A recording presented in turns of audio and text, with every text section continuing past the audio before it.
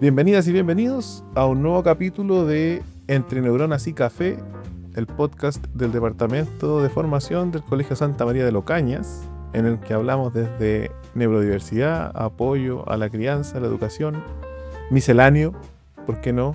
Damos ideas y proyectos en conversaciones siempre amables, tranquilas, con la esperanza férrea de que esto genuinamente sea un aporte. Nuestro primer capítulo de la segunda temporada, que diseñamos con Miss Tania, Miss Carolina, Miss Natalia, Miss Carla y yo, Mr. Felipe Pizarro. Vamos a comenzar nuestro primer capítulo de la segunda temporada de Entre Neuronas y Café.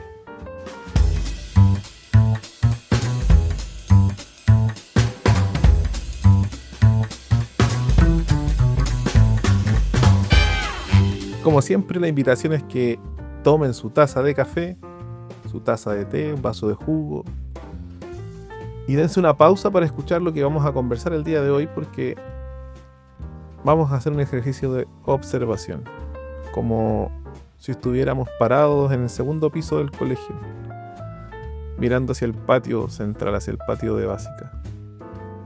Hace poco se aplicó la ley que restringe los celulares y, naturalmente, teníamos expectativas respecto de cómo nuestros alumnos y alumnas iban a responder a esta normativa. Ya han pasado cosas curiosas, algunas que rozan la ironía, ¿no?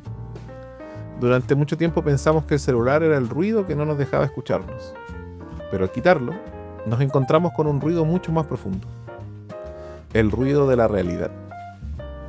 Sin la pantalla como anestesia, nuestros alumnos y alumnas se han visto obligados a mirarse. Y mirarse para un adolescente o para un niño en desarrollo es un acto de valentía absoluta. Es verse en el espejo del otro sin filtros de Instagram. Me ha tocado ver escenas preciosas de reencuentro, pero también he visto la incomodidad de no saber qué hacer con las manos, de no saber cómo sostener una conversación que se pone difícil. He visto distancias en espacios muy pequeños. Y eso es que el celular era el escondite perfecto. Y hoy, en el Santa María de Locañas, ya no hay dónde esconderse. Y aquí aparece una paradoja que me ha estado dando vuelta como director de formación, como psicólogo, como un miembro activo de la comunidad educativa. Porque si miramos del patio desde arriba, vamos a ver una marea de uniformes. Todos los uniformes iguales, las mismas faldas, las mismas poleras, polerones, pantalones, etc. Hay una búsqueda de orden, hay una búsqueda de sentido de pertenencia, de que todos somos lo mismo. Pero también ahí está la gran ironía del sistema educativo. Vestimos todos iguales para luego pedirnos que se respeten nuestras diferencias. Esta semana conmemoramos el Día Mundial de la Concientización sobre el Autismo. Y mientras veía los uniformes, pensaba en lo que hay debajo de cada significante, de cada insignia, de cada mochila, de cada uniforme. Porque bajo esas capas que nos identifican, ¿no?, como miembros de la comunidad educativa, hay una mente, hay un sistema nervioso, hay un potencial inagotable de sueños, de ideas, de experiencias, de muy buenos chistes, pero también de muchos comentarios que hay que guiar, de muchas reflexiones que hay que orientar. Debajo de cada capa de esto que llamamos uniforme, hay cerebros que procesan la luz de manera distinta, hay corazones que laten a ritmos diversos y hay roces o palabras que hacen sentir el día de manera distinta. Quizá te ha pasado a ti como papá, como mamá o como cuidador, que quizás silenciosamente buscas y esperas que tu hijo encaje en este molde, en este uniforme. Muchas veces he escuchado a padres o madres, hermanos mayores, con angustia y preocupación, el anhelo de que su hijo, de que su hermano, de que su sobrino, de que sea normal. Esperan que no se destaque por un desborde, que pueda seguir el ritmo. Pero la inclusión real no es que todos usen el mismo uniforme. Es que ese uniforme sea lo suficientemente elástico para albergar la neurodiversidad. Porque la realidad es que el mundo no lo es, el mundo no es uniforme, ni estático. El mundo es caótico, es brillante, es ruidoso y por sobre todo diverso. Y aquí les pregunto, ¿se han sentido agotados intentando de que su hijo o hija encaje? ¿Han sentido esa presión social cuando en el supermercado, en una reunión familiar, el sistema nervioso de sus hijos colapsa y las miradas se clavan en ti, como si el uniforme de la buena crianza se hubiera quebrado en ese instante? Hoy vamos a desarmar esa presión. Vamos a hablar de cómo la salida del teléfono y la entrada también en conciencia en paralelo del autismo nos obliga a una sola cosa: a ser más humanos, menos robots, más desconectados, pero más cerca del otro.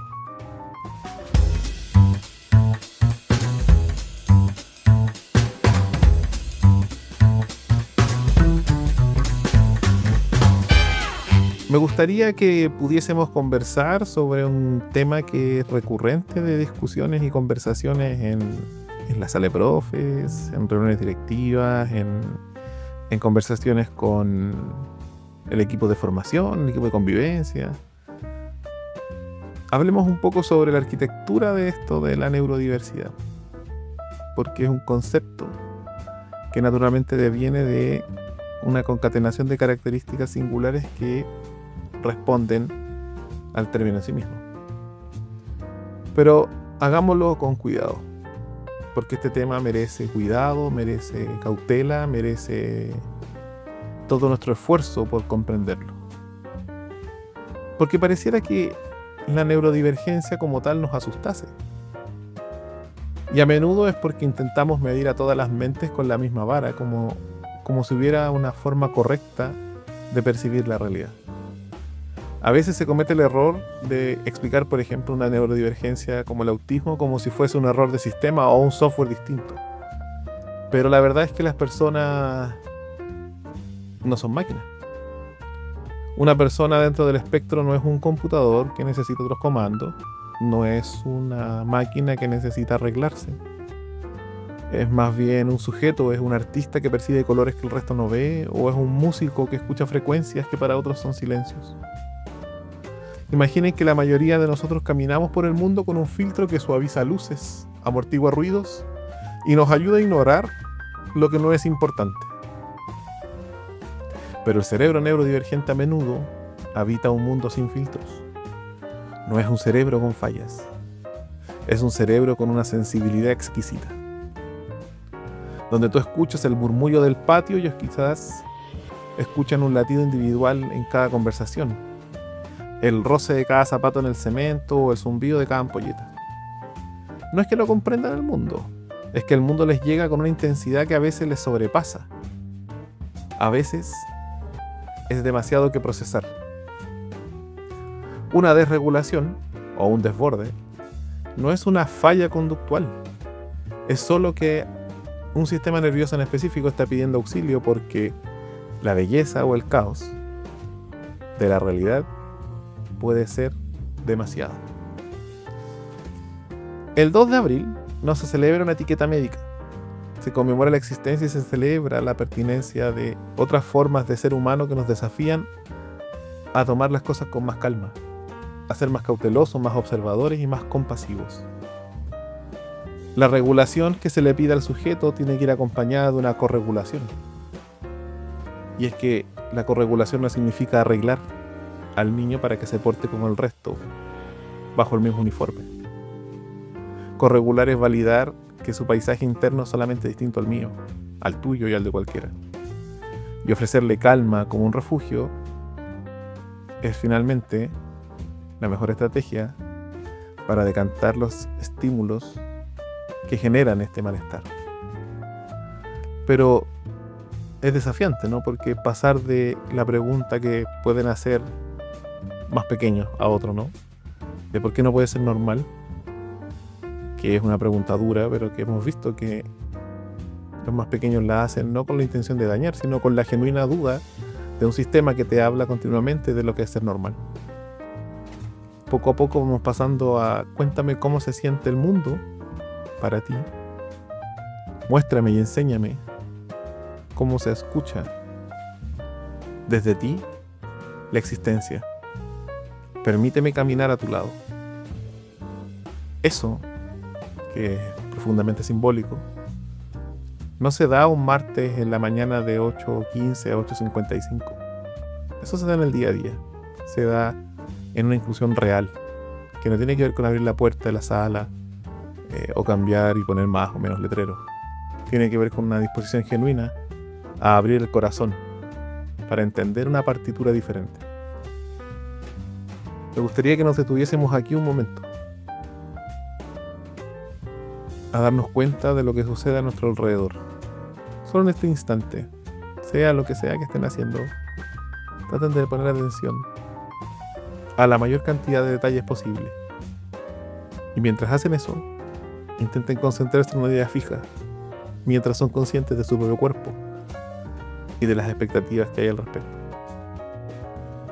En ello se darán cuenta lo complejo que es lidiar con tanta información y no poder filtrarla, no por intención, sino por que simplemente eres así.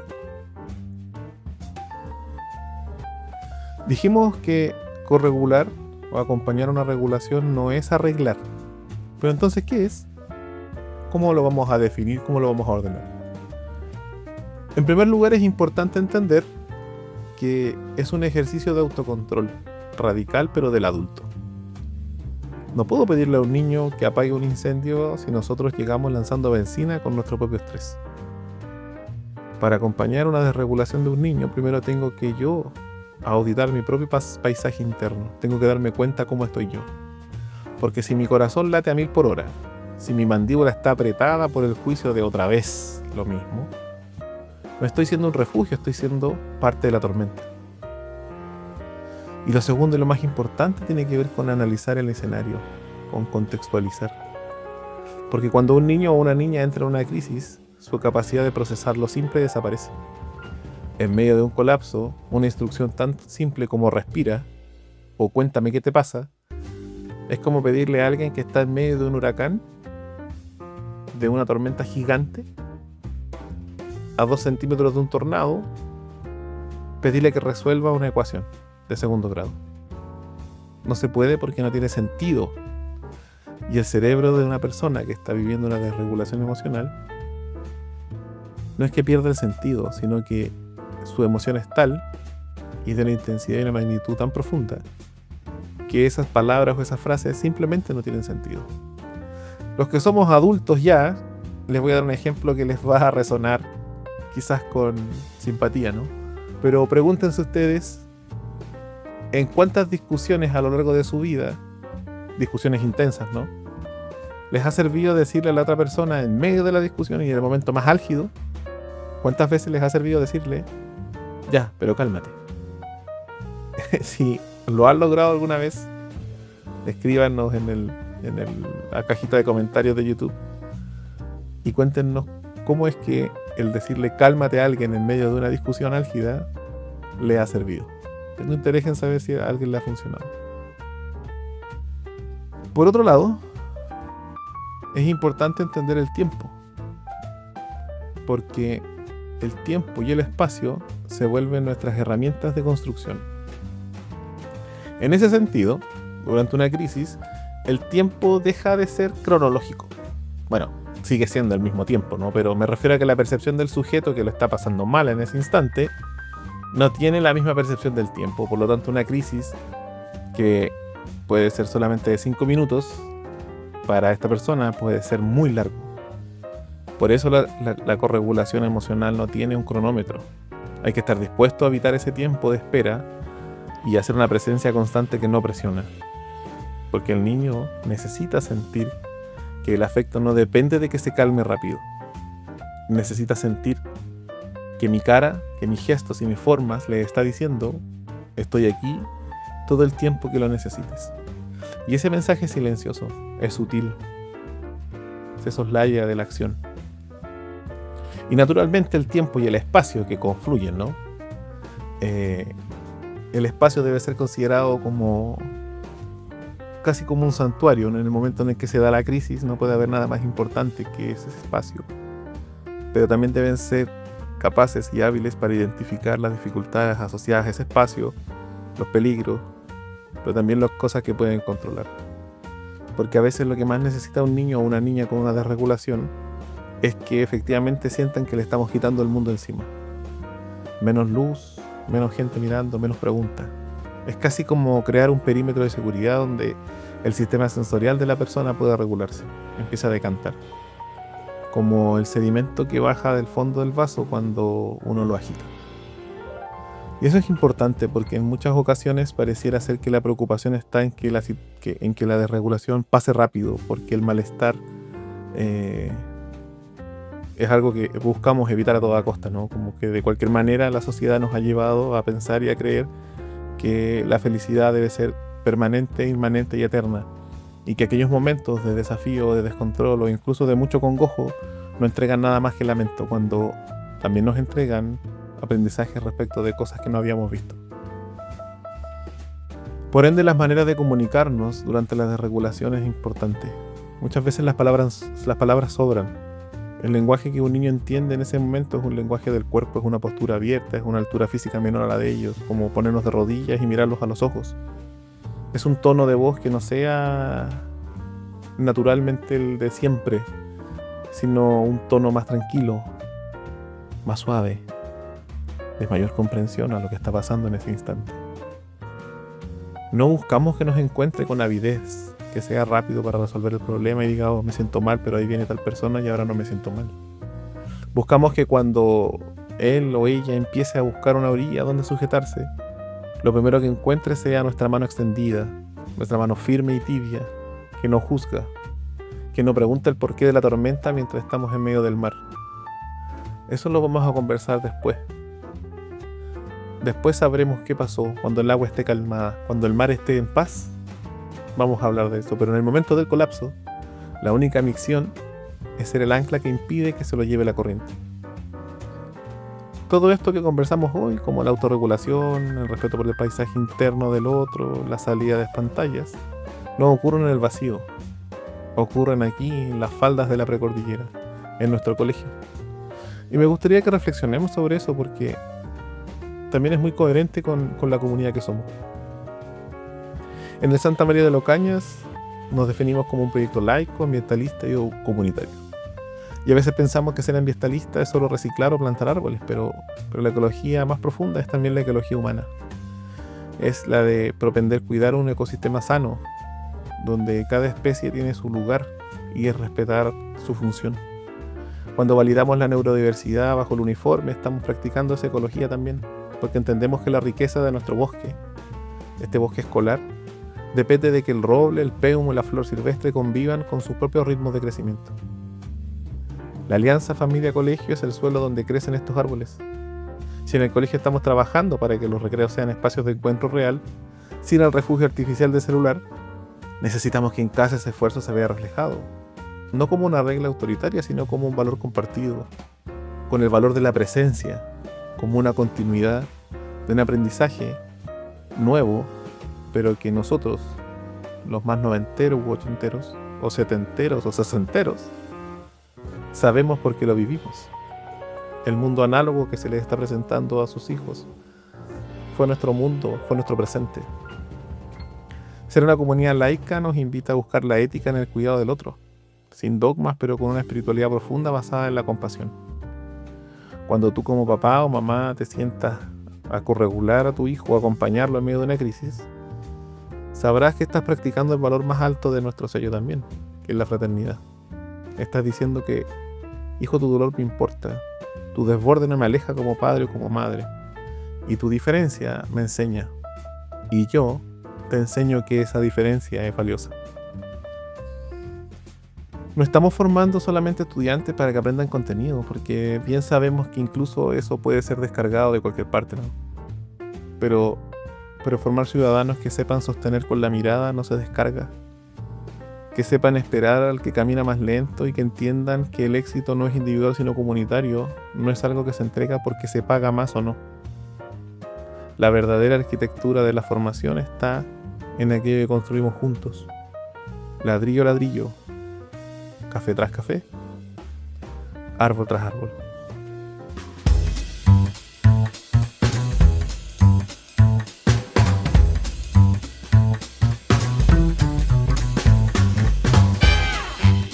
Estamos ya llegando al final de este primer capítulo de la segunda temporada de nuestro podcast, donde navegamos aguas profundas el día de hoy, pero de una forma mucho más sencilla. Hablamos de cómo el vapor del café puede ser una metáfora de nuestra mente, de la valentía que requiere dejar el celular para volver a mirarnos y del respeto sagrado que le debemos al paisaje interno de quienes procesan el mundo de forma distinta. Recuerden siempre, la firmeza sin ternura es rigidez que rompe.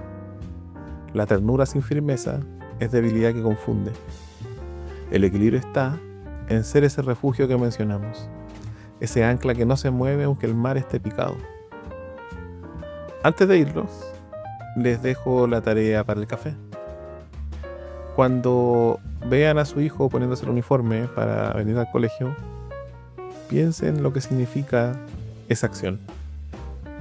Observen el detalle de la personalidad de su hijo más allá de este uniforme que lo hace pertenecer a una comunidad. Observen este detalle único de su personalidad, algo que no quepa en ninguna pauta de evaluación, que ninguna insignia lo pueda contener y que ninguna aula lo pueda frenar. Y en la tarde, cuando su hijo regrese a casa, regálense 10 minutos de desconexión digital total, simplemente para estar con su hijo. Miren a su hijo, miren a su hija, porque el tiempo pasa, tempus fugit, y pasa rápido. Y el crecimiento, el desarrollo, probablemente es una de las cosas que más rápido pasa y no se da cuenta uno por estar atentos y atentas a la premura de la contingencia. Gracias por permitirnos este capítulo, por escucharnos en sus autos, en sus audífonos, mientras hacen el aseo, mientras preparan la jornada o mientras esperan. Les agradecemos, por supuesto, que nos escuchen. Muchas gracias. Soy Felipe Pizarro y esto ha sido y seguirá siendo Entre Neuronas y Café. Hasta el próximo café, hasta el próximo sorbo. Que tengan una excelente semana. Chao.